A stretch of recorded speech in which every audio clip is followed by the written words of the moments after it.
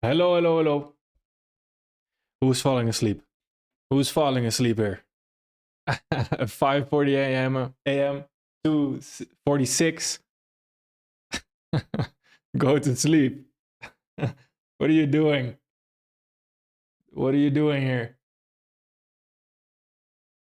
What are you doing here? Go to sleep. Come on. Thank you. Ah, yeah, the glasses. The glasses. I'm sorry. You can't see my eyes very clearly. It's a little bit rude, but the glasses are to help me still sleep after this live session as well. Blue light blockers. Hello. Hello, Cor. Hello to Sar. Hello, Michael from Seattle. Love to see it. Love to see it. It's still light in Seattle, I imagine, no? Still light. How's everyone doing? Everyone sleepy? Oh, yeah. Hello, Vivian. Okay. Yeah, everyone wake up. Everyone wake up. Let me see. Okay. There's a few things I want to go over. If you do have any questions, maybe we'll dive into some questions. If you do have some questions, you can look at the first link in the description, and you can ask me a question. Maybe we'll dive into some questions. I do want to.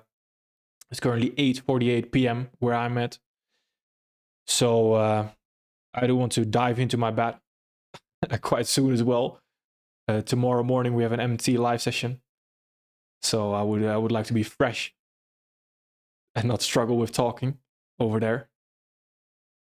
But yeah, from Curaçao. Wow, nice.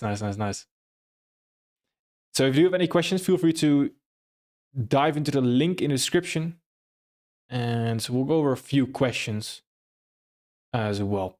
But there's something else I wanted to go over, because again, we've reached all-time highs. We have reached all-time highs right here on ES, on NASDAQ. So it's again on gold as well. We have been reaching all-time highs quite nicely right here on gold as well. So it's pretty much like we forecasted on a Sunday. And what I wanted to dive into is a little bit the opportunities as well. I wanted to prepare you for NFP as well. And yeah, let's just see. From there, we'll go. We'll go. All right. Hello, Jonathan. No worries. It's sunset. Nice. Okay, yeah. Very nice. From Cape Town, South Africa. 3:50 a.m. What are you?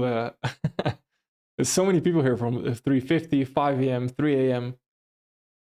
It's some dedication, unless you're just scrolling on your phone. Okay, let's see what we're dealing with. If we take a look at, yes, I don't really want to dive into the majors today. We'll save it for Friday as well. But if we take a look at ES right here, again, it's just what we talked about, right? When we start running this high right there, that rejection high, disrespecting the fair value area that we have right there, the path to continue higher becomes a lot more clear. Now, it's very similar to, for example, if we take a look at this trade right here on the 4-hour fair value gap against us. Again, if we run this rejection high, then again, the path towards an all-time high becomes quite clear. So there's a couple of trades that I took as well. I just recorded a trade recap for the MMT as well. Again, this is just an FTMO account where I experiment a little bit with these trades, etc., and just share my process right here. It's ready for another payout as well, but I'm just going to leave the account for what it is right here, and just try to maybe create a buffer, maybe trade some more right here. It's not my main account, so I'm not too worried about it. If we take a look at, for example, NASDAQ, that was the same process, little bit different, because a NASDAQ, for example, is where I took the first trade of the week on Sunday already. So the moment we opened up right there, after we had the live stream right there, covering that fair value gap that we have right there, it didn't get stopped out, targeting a 1 to 2 RR at the all-time high right there as well. Those were two of the trades. ES right there. ES also took a loss a little bit earlier right here on this trade. That's why I took a loss, covering those lows right there. Was one of the losses. On gold is also where I took a loss and a winner right here. Two winners actually on gold. One winner at the start of the week right here. right there. It's where I took a winner, and also a winner right here a little bit later, right there. That was another winner on gold as well. Now, what is the point? Why am I trying to show you this? What I think is very important for you to understand is that if you have been trading all-time highs right there and you didn't catch these moves, for example, there's nothing to be ashamed of, but it is quite important to understand, okay, how can I catch this move, for example, next time? So if you have this trading plan where you're also focusing on all-time highs, it's quite important to understand you don't want to miss these moves. You don't want to miss these moves. These are very clear and obvious moves that you do want to catch, because if you don't catch these, it's going to come to haunt you later on. And what I mean by that is that, for example, now you missed a move, you're a little bit upset and you feel like, oh, now let me, for example, try an NFP. That's not what you want to do. So it's very important to understand, go into this price action right there. How could you have caught this move? And all what I'm doing is, again, all-time high protocol, the video we went over, right? So we're trading in between these PDAs. We're constantly working with an area of opportunity towards the all-time high right there. Here, towards the new all-time high right there. It's the same for ES and NASDAQ right there. Here, same thing towards the all-time high. Here, the moment we disrespect that fair value area, same thing to continue higher right there. And that's all we're doing right there. So again, if you miss these moves, take a look. Take a look at what happened right there. It's a very good study. See and understand how you could have gotten involved. We're going to dive deeper into this as well on Friday, during Friday's session as well, when we recap the week. Now, I want to look forward a little bit because we have NFP on Friday. For some of you, already tomorrow, we have NFP. What is important for NFP to understand is that NFP, what tends to happen is the following, that NFP, we could see a lot of volatility enter the market. Tomorrow, we're actually going to have a video on Trump and how Trump has affected the volatility, etc., etc. We're going to dive into that as well. But what is important to understand is that with the volatility that's going to come in Friday, usually what tends to happen before that time period, we might see some consolidations. If you don't see any consolidations, for example, in gold, what I'm waiting for right here is the moment we start running this rejection high. So that's why I have the alert as well right there. That happens, could be very interesting. Again, area of opportunity to continue higher. If we are not consolidating and heading into Thursday, this is beautiful price action right there to continue higher. I'm going to take that trade right there. Not financial advice. If that doesn't happen, and for example, we continue this type of price action right here, where we're not really moving anywhere, we're not making anything happen, stay away. Stay away right there. Don't trade the NFP release. Don't do anything like that. Wait for the NFP release to happen. Potentially look to get involved afterwards if there is something according to your trading plan as well. It's very similar for an ES and NASDAQ. Again, for an ES and NASDAQ, the plan of action is quite simple at this moment in time because it's just waiting. Just waiting until we have a larger rejection. All-time high protocol again. Can we overtake it to then continue higher again towards a new all-time high? Same thing here. All-time high protocol. Can we overtake it to then continue higher towards a new all-time high again? So that is quite important to understand. That's what I'm waiting for right here on gold. Keeping my eyes for tomorrow on gold right here. But if we see any signs of consolidations, I don't want to do anything. So these signs of consolidations are when price is not following through. For example, if we start to create these fair value gaps right here, perfect. And we struggle to create a new fair value gap, we see some price action like this, that's not that interesting to me. If here we follow through, create new fair value gaps again, new fair value gaps, there's no signs of struggling in price action. We're not struggling to move higher or lower. Perfect. Then that could be very interesting right there, heading into Thursday to still continue higher as well towards the all-time high right there. All right, 2 a.m. Thank you, Jay. Thank you. It's for the blue lights. Thank you very much. Let's see. NFP will not be released this week. I believe it is. Yeah, if I'm not mistaken. Let me double check if I'm saying something extremely silly at this moment in time. Let's see. Yeah, non-farm employment change right there. Tentative. Okay. Okay, but I believe it will be. I believe it will be. Tentative. Yeah, it's a little bit tricky. Yeah. I see what you mean. Let's see. Let's dive into some questions. If there are any questions at this moment in time. Oh, there are. Okay, perfect. Let's see. Dive into some questions. Afterwards, I'm off. Government shutdown as well. That's a good one, actually. Let's see. Not entirely sure. Yeah. Not entirely sure. We'll have to see. Anyway, the overall analysis stays the same. So if we're not going to get NFP and we do, for example, not see any signs of consolidations, perfect. Absolutely perfect. That's perfectly fine. Even better, I would argue. Even better. Let's see what we have. Please tell me current week EU and GU analysis we can trade or not. I'm not a big fan of thingy at this moment in time. I'm not a big fan of the dollar at this moment in time. So let me break down the dollar a little bit right here. So the dollar is quite tricky. So what we're seeing is, again, if we want to disrespect the fair value area, fair value gap that we have right there, we need to start running this rejection low. That one, the one I've marked out right there. So the thing is, right here, on the 4 hour, we sting below it, but immediately afterwards, we get this consolidation right there, which is not that interesting. So to me, at this moment in time, this is just a consolidation. Now, we can, of course, look at this again. If we do see new fair value gaps that are actually holding right there to continue lower, to then look at this main target right there. Only if that happens, then I'll potentially take a look at, for example, an Australian dollar, US dollar, EU, GU.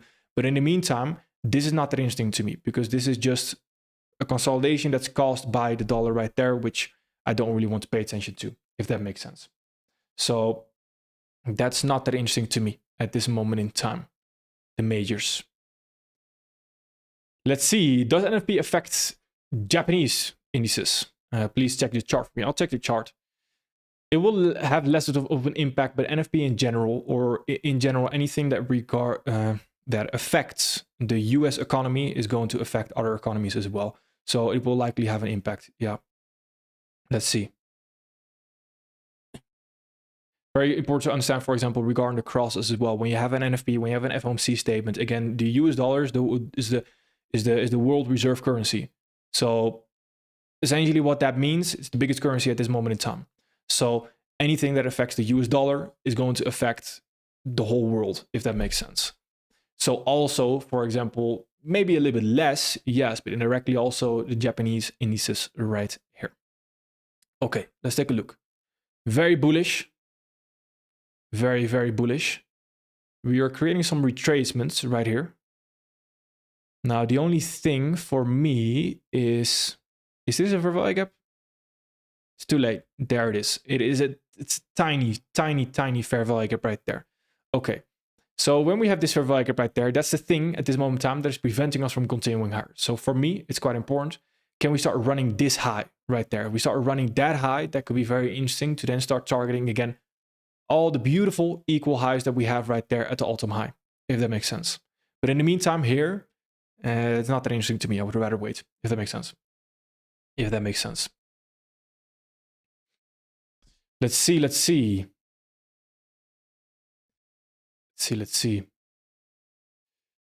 Good day, good evening, good morning. I'm doing good. Thank you very much. Thank you very much. It's getting late, so I'm starting to struggle with my speech. Let's see. Hope you're well. I noticed your expertise in FX, stocks, and crypto. Could you please share your thoughts on the volatility index? Thank you. I can share my thoughts. I personally don't really pay attention to it, in all honesty, but I can share my thoughts. Let's see. Let's see what we have. Ooh, this is exactly the reason why I don't really pay attention to it, in all honesty.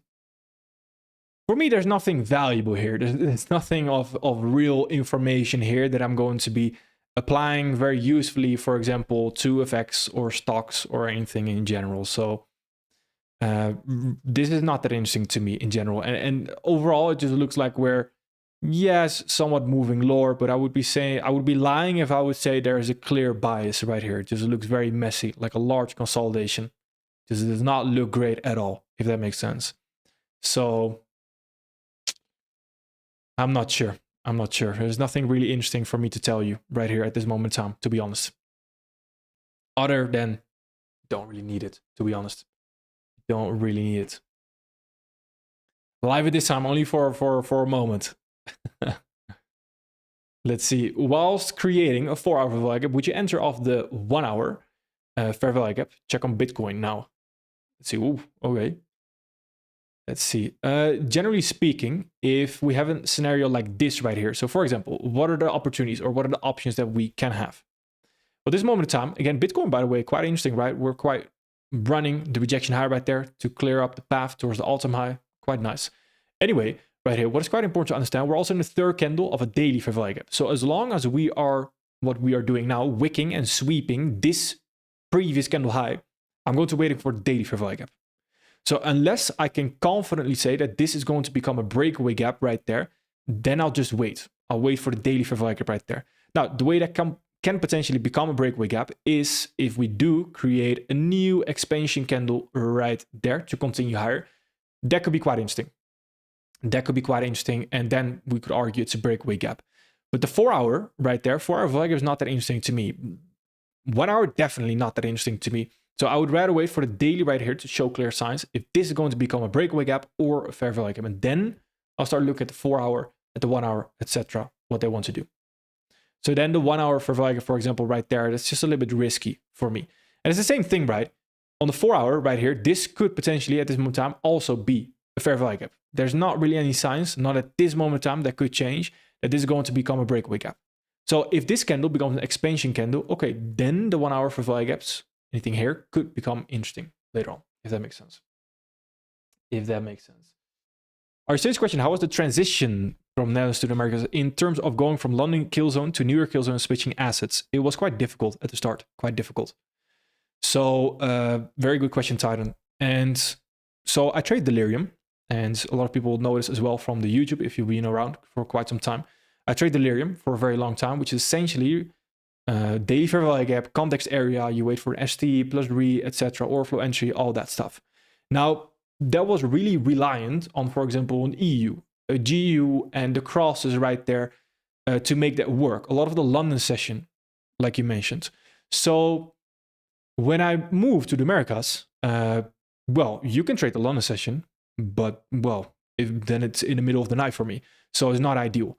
So when I wake up and it's, for example, 7 a.m., 8 a.m. New York local time, it's not ideal for me to trade the Delirium because I missed the London session. So I'm essentially trying to catch the last move of that day, which it just didn't really work. So I had to, well, figure something out. And then it was more so about the higher time frame, focusing on the higher time frame first, seeing, okay, can I still catch these moves on the higher time frame, if that makes sense, just later during the day, being less reliant as well on the sessions. It's where eventually I start developing more of a stick trading plan where it became more based on candle signs and the higher time frame. And eventually that led to, for example, areas of opportunities, etc., what I'm currently trading. So the transition whilst being in it right now, well, I'm quite grateful for how everything happens because I'm doing perfectly fine again. But the transition was quite difficult. So there was a period where, for example, I wasn't really doing anything. I was just really trying to figure out what do I even want to do at this moment in time? How do I want to trade? What is the optimal way to trade? If that makes sense. It's a good question. Good question. Let's see. Generally, which session do you prefer to trade the most and why? If I'm in Europe, I would say London session. Other than that, if I'm in the Americas, I don't really, well, if, for example, I'm a flow trader scalping on the lower time frame, I really personally like PM session when it comes to the indices. Just my personal preference. I think the buys overall in PM session, for example, is already very clear. In my current method of trading, I don't have a preferred session at all. So the way I go about it, for example, is I just set my alerts.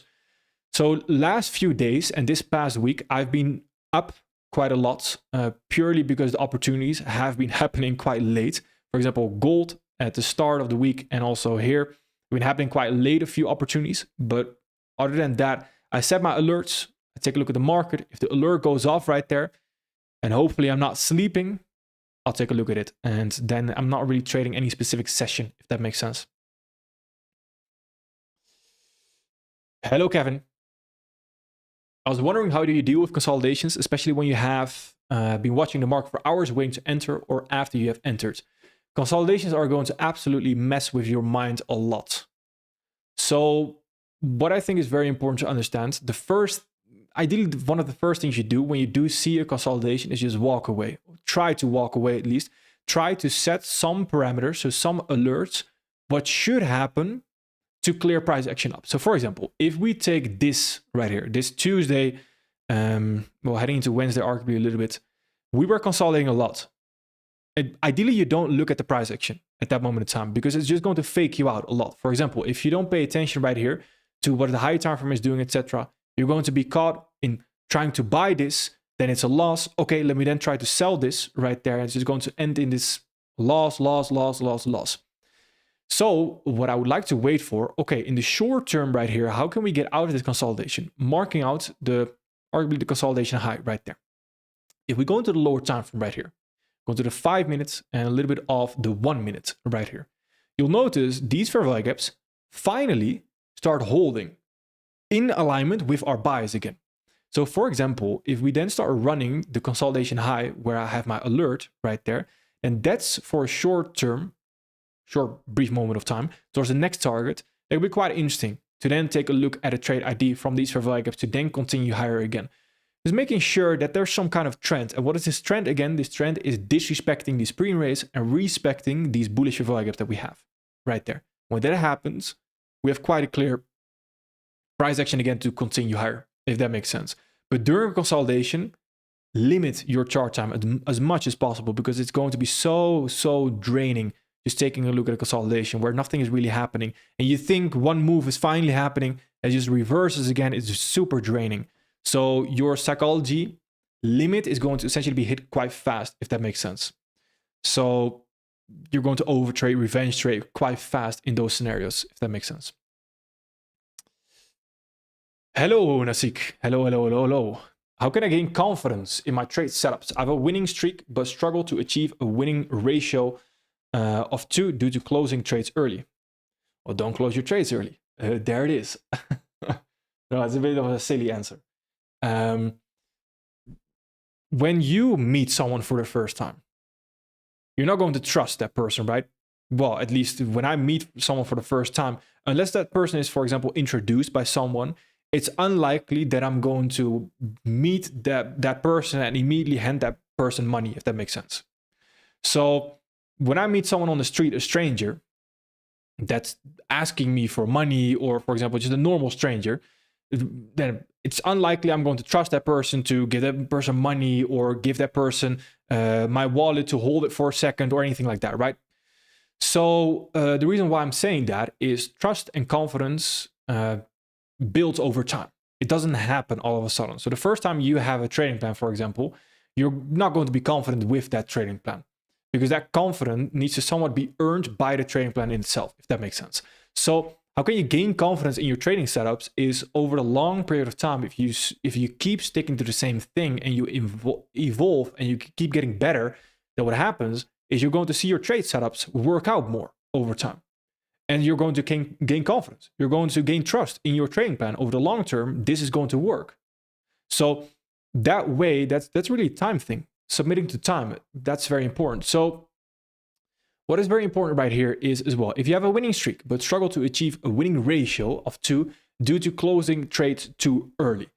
Oftentimes, what tends to happen right there is at the start, and I think as well, I made some videos on this a little bit earlier where I was trading the FTMO account. I just showed you as well with some live trades, etc. And there's some really valuable lessons in that.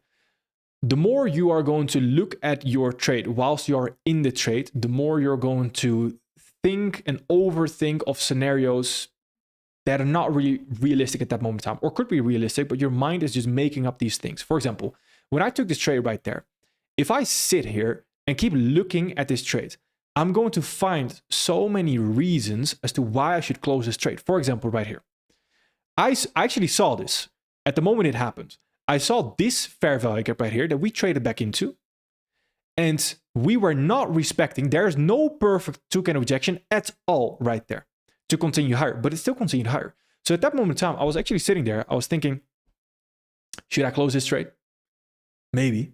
Should I close? There were some impulses in me that said I should close this trade. This trade is going to do something like this right there. I should just close it at that moment in time. It's going back to consolidation, etc., etc. What is very important to understand, I recognize it. And when you recognize it, the half of the problem is already gone because you can actually take a conscious step to take the right step, if that makes sense. And oftentimes at the start, the right step is also to walk away. If there's no reason to look at the chart, don't do it. Don't do it. So if there's no reason to go break even or anything like that, simply walk away. Go do something else. Try not to pay attention to the trade. I know how hard that is because I know you're going to take a look at your phone and then see maybe on your MetaTrader or your C Trader or whatever trading platform, Tradeovate, whatever it might be, on your phone, you're going to check, or TradingView even, and see where is it? Do I need to close it? Do I need to do something? But oftentimes there's no reason to take a look at those trades. So first, I would just say walk away. Over time, you're going to see, hey, these trades are actually playing out quite often. That's quite nice. Okay. And you're going to trust it more. You're going to be more confident. And then when you take a look at a chart like this, it's not going to be a large struggle anymore to hold this trade and close it early, if that makes sense. All right. Let's see. When a previous candle high or previous candle low isn't mitigated, it often leads to consolidations. Please cover consolidations and previous candle high, previous candle low. That's quite interesting. That is quite interesting. I can dive into that. Would be a separate video though. But I can take that into account, Kevin. That's quite interesting. I'll save that one. Let me see. Let's see, Kelly. 2 examples on fair value area entries out. Can't mark all fair value area in all time frames, 50 minute, 1 hour, 4 hour daily. What sign tells price wants to go higher / lower out of a fair value area? Give the best entry time frame.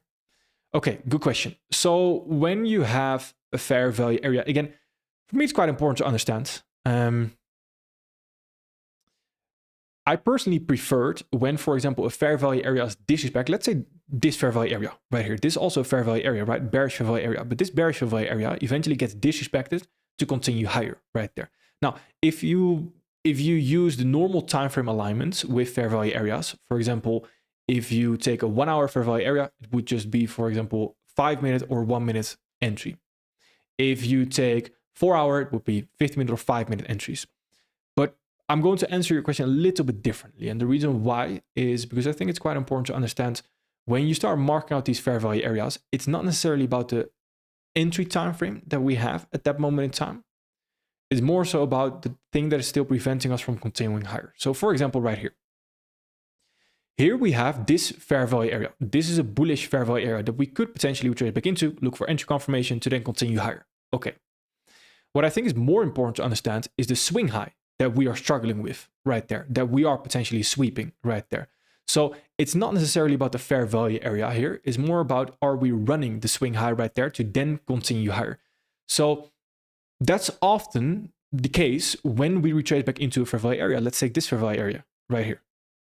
We retrace back into the fair value area. You can look for entry confirmation, but it's more about, can we run this high right there? Can we start disrespecting the fair value gaps that we have right there to then continue higher, for example, again?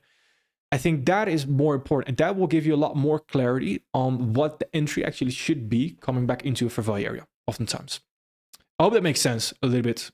Sounds a little bit vague in my head, but I hope that does make sense. For example, right here, this is what I mean. And when you have, and imagine this to be any time frame, right? Fair value area, bullish fair value area, right there. Okay. 5 minute right here, you could arguably use the 1 minute to look to get involved. Now, for me, it's not necessarily about the entry confirmation we get at that moment in time right here. It's more about, can we overtake this 1 minute fair value gap right here by running the rejection high to then look for an entry? These expansion candles right there. And then in this case, the 1 minute can be perfectly fine entry because the 1 minute create the resistance against us. The same if the 4 hour fair value area that we retrace back into, if that's because we have a 1 hour resistance right there against us, and that's going to potentially be my entry, if that makes sense. That's the way I see it. I hope that makes sense a little bit, Kelly. If not, of course, feel free to ask me. Let's see, Anonymous. Let me see. Took a trade on ES during Monday when the price broke the 4 hour fair value gap. However, it didn't play out due to consolidation. How can we learn from this moving forward? If the trade is good, I also took some losses. So I just showed you, for example, I took the ES trade right here. Right there. Took this ES trade right there. There's some comments that I made in my trade recap for the MMT as well, where I said, I'm not entirely happy about that trade, but I'm also not that annoyed.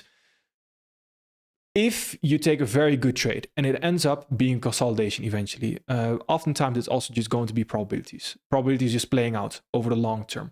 So I wouldn't be too worried about trying to avoid every consolidation there is, if that makes sense. So when we break out of this Monday high right there, what I do think is very important to understand is how far can we actually run at this moment in time. This is arguably the next resistance that we have, which is exactly also where we stopped right there and why we had these consolidations. That is quite important to understand. So if you take a trade, for example, like this on the lower time frame right there, and you didn't hit 2RR, and it's just above it, you don't want to break even at that moment in time. Now, if it's more of a swing trade, don't really have to worry about it too much because you're just targeting the all-time high right there. For example, the NASDAQ trade I showed you a little bit earlier.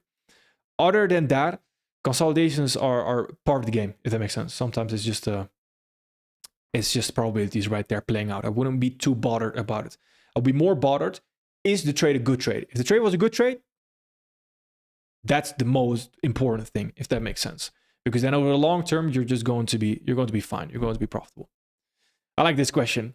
What advice do you have for two friends starting a trading career together? How can we divide responsibilities and work effectively as a team? In my time as a trader, I have quite a lot of friends who came and went again, that also were interested in trading, where I felt like I was more so the passionate person who was really trying to help them, etc. Hey, how has it been going, etc. And even though they initially wanted it and it just didn't really work out, if that makes sense, maybe it just wasn't really for them.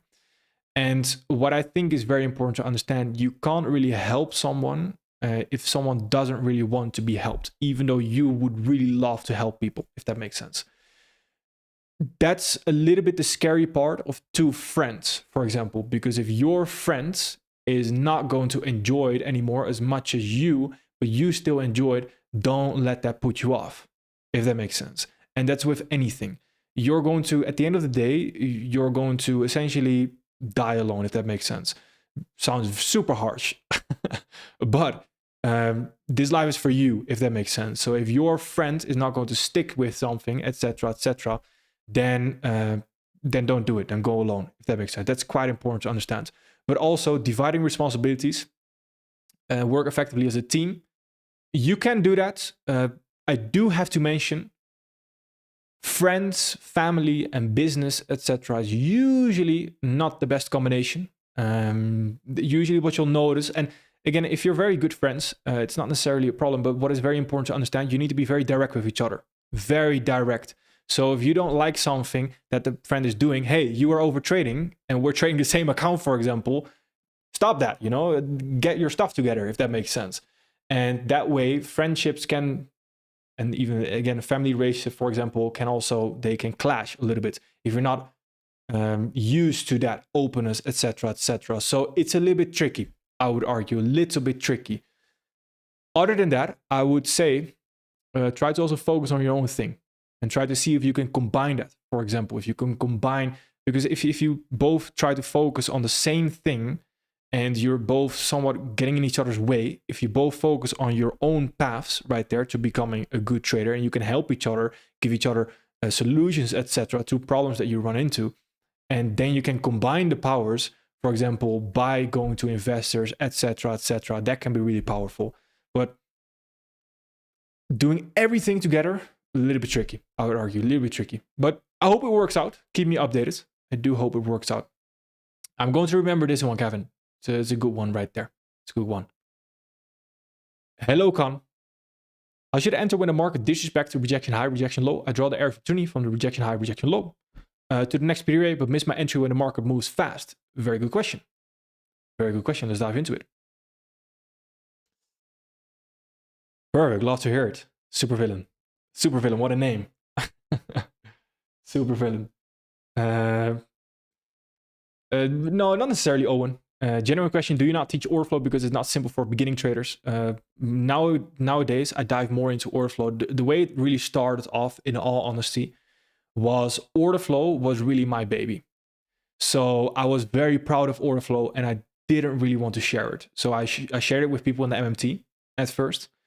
And order flow has been around for quite a long time, since the start of the MMT, essentially. Before that, when I just developed it.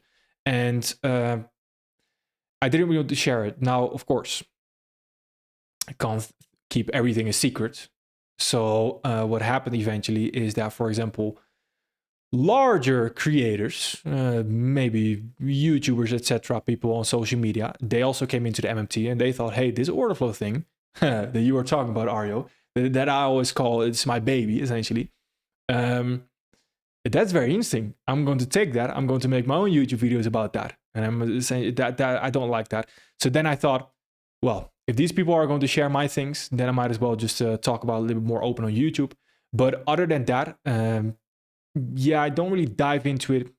And because of that reason, I also don't really, I can tease it a little bit here and there, and I talk about it in YouTube videos more openly nowadays as well. But it's not like I really dive into it very specifically, if that makes sense. It's more for the MMT, if that makes sense. So that's generally as well why, if that makes sense. Some party poopers who ruined it. So no, it's all right. It's all right. Okay, let's get back to the question, Khan. I almost forgot. Let's see. Okay, how do you enter when we do take a rejection high or rejection low? So what is important to understand is that if we take this rejection high right there and we go into the lower time frame right here, the reason why we have an area of opportunity oftentimes is because we expect price to run right there. Of course, it will not always happen directly to the all-time high right there. It's not meant to happen 100% of the time. It's not the goal. But oftentimes it will happen like this right here.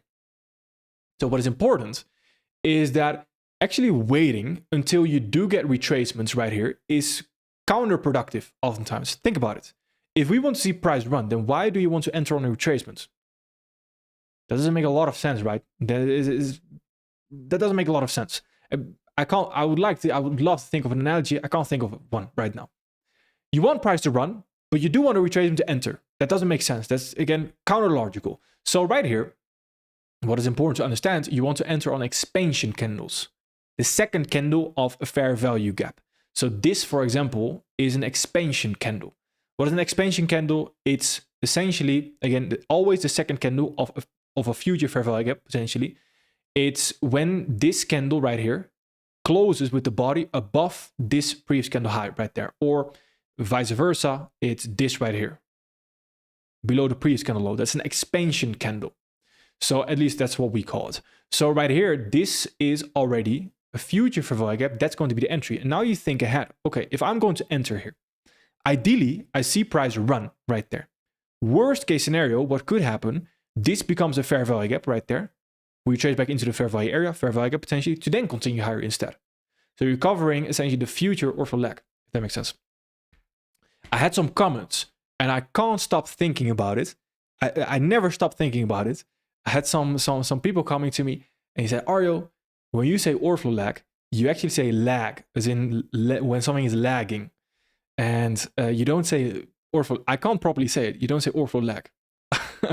If there's someone, an Englishman, if there's some Americans out there, please teach me. I can't get it right. It's so difficult. So what I mean is an order flow lag right there. I hope I pronounce it correctly right there. Future order flow lag. That's quite funny because every time I mention that, I can't stop thinking about it. I've been working on it ever since.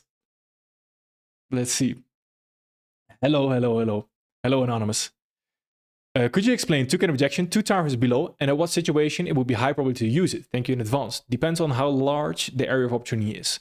So for example, right here, the area of opportunity, if I waited for the 4 hour, because it's 4 hour 2-candle rejection, I would have missed this move right there. So in scenarios like this, I want to go into the 1 hour. I want to go into the 50-minute right there. And what is important to understand, I still use the 4 hour rejection, right?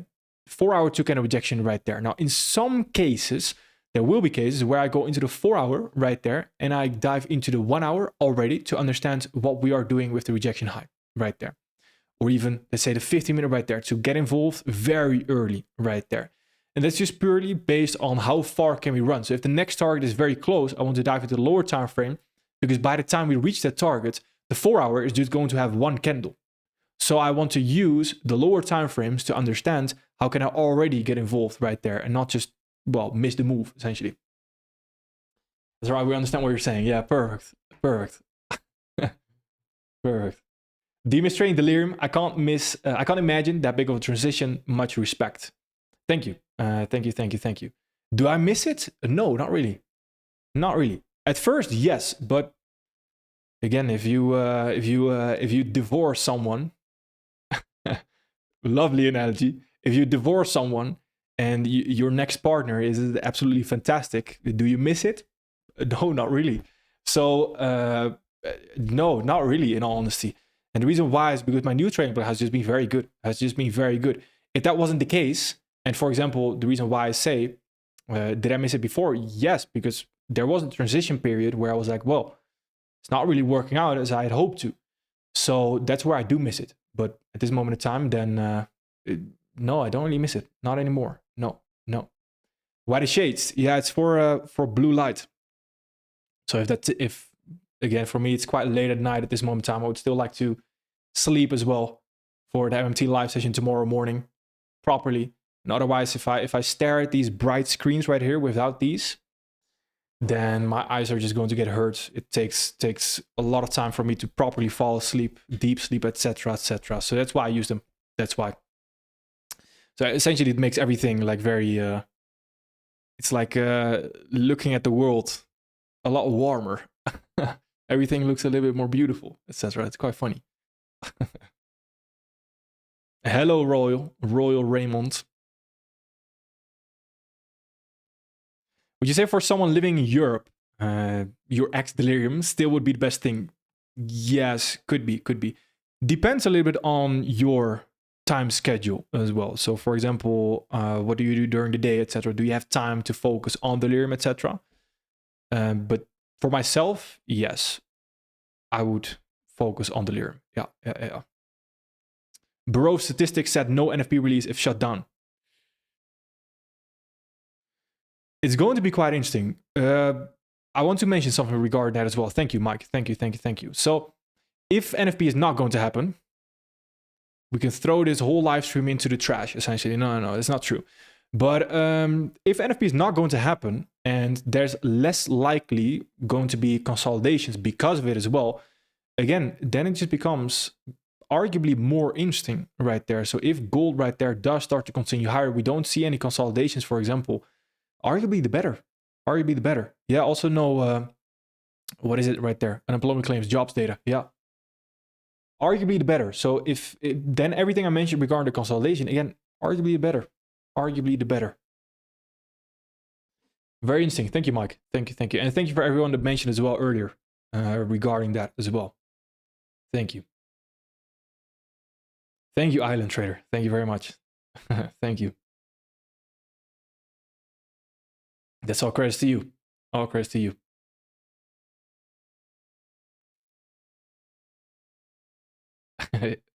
Yeah, I like using analogies. I think if you follow me for some time, you might have noticed it. I don't know. For myself, it makes situations a lot more clear when you can compare to something. It just makes this whole trading weird, mysterious industry a little bit more clear, in my opinion. Should we set our weekly buys for each pair? And as intraday traders, how can we improve our analysis because we have to trade the daily one per day in Forex and gold? Yeah, ideally, yes. For each pair, you can do that. Yeah. So at least have an ID, for example, on Euro JPY. I went into this week with I want to see higher prices right there. Purely based on the higher time frame, I would like to see higher prices. If that doesn't play out, I'm not going to get involved. I'm also not going to marry the buys by saying, okay, well, it needs to play out and we need to continue higher right here. I'm going to keep buying and be wrong. But what is important to understand, yes, I do set a weekly buys, if that makes sense, on what I want to see price action do. And if it doesn't follow through, perfectly fine. That's all right. But then I don't do anything. Let's see. How can we improve? And as intraday traders, how can we improve our analysis? Because we have to trade daily, one per day in Forex and gold. The way an old thing I used to do when I started off trading, and I started off by looking a lot at ES and NASDAQ. And you can do the same thing for Euro, US dollar, and gold. We can do the same thing at this moment in time. What I did a lot of times is I just marked out all the higher time frame PDWs and lower time PDWs. So for example, I mark out the fair value gap that we have right there. I mark out, of course, it's the same thing, 4 hour swing low right there. I then go into the lower time frame, the 1 hour. I mark out all the swing highs and the swing lows that we also have. The 15-minute, I also mark out all these fair value gaps that we have right there, fair value gaps that we have right there, fair value gaps that we have earlier right there. And what I'm doing then during that day is I'm just sitting here, observing, just sitting here observing. I mark out this fair value gap and I just see what we're doing right there. I'm not making any judgments, so I'm not saying, oh, we need to continue higher. I'm just seeing, what are we going to do? Okay, I can see objectively we are rejecting from the swing high. Objectively seeing, I'm not trying to make a prediction or anything like that. I'm just seeing, observing. And if you do that over and over and you tape read that, but you also go hindsight backtesting, so you go into a past day and you start taking a look at these PDWs and mark out every single PDW on all these different time frames, you'll see these PDWs, eventually they're going to tell you a story. They're going to tell you a story of what is potentially going to happen. Hey, we are sweeping this swing high right there. If we climb back above it, we are disrespecting it to continue higher, for example. Then we are respecting the fair value gap. And then slowly, you'll get better at it in recognizing it in real time, if that makes sense. If that makes sense. Good morning to the other side of the world. Yeah. Yeah, true, Mike. True, very true. Could be interesting, the dollar for sells right there. But again, what I think is very important to understand on the dollar right here, if we do want to continue lower, we need to get out of this consolidation. So some proper fair value gaps right here to continue lower that we're following through on as well. Otherwise, it's really not that interesting. Hello, Fahad. Hello. How to identify that I should stop trading and should wait for better market conditions in any specific pair?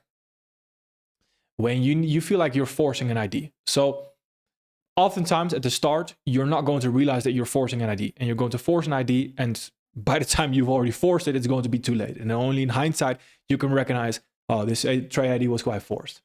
If I used to have this rule in MMT, if you need more than 20 seconds, or take 20 seconds, maybe 10 seconds even for a more experienced trader, if you need more than 20 or 10 seconds to get to properly frame a future trade ID or where you potentially want to get involved, the market is not interesting. So for example, if I look at ES right here, I can already quickly tell you I want to wait for a retracement to then potentially look to get involved again. If I take a look at gold, I can quickly look at these timeframes, and the goal is not to do this quickly, right? To do the analysis very fast. But the goal is, if you recognize a good analysis fast, that probably means that the chart is good, the conditions are good.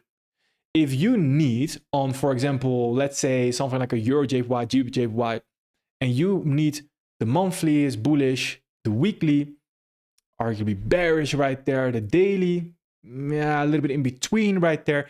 And that way you need a lot of time to get to a conclusion of what the market potentially wants to do. It's probably the case that the longer you will go on, the more you are forcing IDs right there.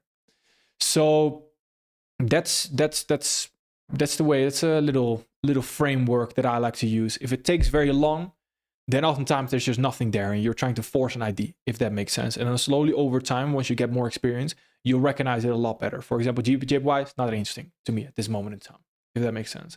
I know what should happen for it to be interesting again. Overtake these bearish values right there to then continue higher again, right there. But in the meantime, I just wait, if that makes sense. Guardier is my friend. I have no idea who that is, my friend. Guardier. No idea, unless I forgot or something, but the name doesn't ring a bell, in all honesty. Tomorrow, economic calendar video, tomorrow. Or today, if it's already Thursday for you. What exactly is trapped order flow? I don't understand it as price being stuck between two high type periods. So does it mean you can only see it on the 4 hour and above? Not necessarily. Not necessarily. We take a look at gold. Gold, dollar. Sorry, it's getting late. Take a look at this fair value gap right here. We have this fair value gap at this moment in time that we might want to continue higher from. Remember that. And if we go into the 4 hour time frame, you'll have this 4 hour fair value gap that we want to continue lower from right there. At this moment in time, right here, you'll see we have a 4-hour fair value gap that is on a lower time frame. Yes. So in theory, the daily fair value gap should be stronger to continue higher, which eventually also happened. But what you'll notice is in the meantime, to continue higher, we consolidate right here. So if you go into the lower time frame, this price action, avoid at all costs. This is not interesting. So here, the reason why we create the consolidation, imagine it like two hands. Is that a clear analogy? I'm not sure. But imagine it like this. The market, if it wants to continue higher, we need to have one hand that's very strong to push price higher, essentially. And one hand needs to be then weak, if that makes sense, right? So if you have two hands that are both pushing at the same time, we're not going anywhere. Or imagine it a tug of war. You know the rope game where two teams are pulling on one side. If both teams are very strong pulling on one side, the rope in the middle is not going anywhere. No one is going to win. So one side needs to be stronger, or one side needs to be weaker. So right here, one PD ray needs to fill, either this one or that one. So this becomes a parameters game. And the reason why I don't trade it is because of this. Because in the middle, you consolidate. We consolidate. So right here, it becomes a parameters game. That's it. Mark out the rejection high, mark out the rejection low. Either we run this low, disrespecting the fair value gap, we have a clear run. Either we disrespect this fair value gap by running this rejection high, and we have a clear run to continue higher, if that makes sense. That's what it means, essentially, to be stuck. And that's oftentimes what you'll notice very often at the first reversal stages. For example, these fair value gaps right there, where we struggle. Here, first consolidation before we continue lower, where we first need to disrespect the fair value gap before we have a clear path to continue lower, if that makes sense. Ooh. Should I trade again on the same setup if I look at a trade too early and lost, but believe it will be profitable? Tricky. If you don't have the experience, I would say no. I would rather you miss the second trade, even though it might be a winner. But for example, the reason why it's tricky for me, if I take a loss, I can quite objectively say with the experience that I have, okay, this was, for example, not a good trade. I should have waited for a second right there. And I can objectively get involved in that second trade. And with very clear conscience, I can still catch it, if that makes sense. If you haven't really seen profitability, if you don't really have that experience yet, then oftentimes your judgment is going to be clouded by emotions, etc. So it's not that clear. So what is important to understand right there is that it might not be a good setup, the second one. So what oftentimes happens, this happens especially when you have less experience, where you have a scenario like this, where we run and you take the first trade right there and it hits your stop loss. And then afterwards you think we're still running higher and you get involved again right there. And something like this happens. And it goes to your stop loss again. That's often what happens, and then it becomes just a revenge trading, over trading cycle. And the reason why that happens, especially if you have less experience, is because you can't really judge exactly, objectively at that moment in time with a clear conscience what happened, if that makes sense. Is this still a good trade, if that makes sense? So at first, I would say let it go and try to catch the move, try to see what went wrong, etc., to see how it plays out. But then potentially if you gain more experience, okay, you can start more experimenting with it. If that makes sense. Let's see. Hello, nice guy. Should we stick only to you for trading knowledge as a mentor, or we can listen to some other YouTubers for trade management? Suggest us more, please, if we can. First of all, I'm not trying to tell you what you should do or what you shouldn't do. You're free in life to do whatever you please. So I think that's quite important to understand as well. From my experience, though, when listening to a lot of different mentors with contradicting opinions, or for example, what I have is a lot of concepts that encapsulate a lot of different other concepts. So what I think is very important to understand is that when you listen to me, for example, and then you go listen to someone else, it might be contradicting, but it might also be adding knowledge that you already had, if that makes sense. So then you're just filling your brain with a lot of, well, useless information, you could argue.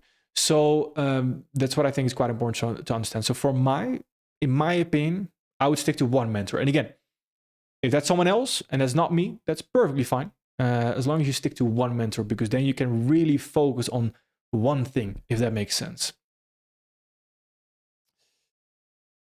All right. Did you make an NFP forecast?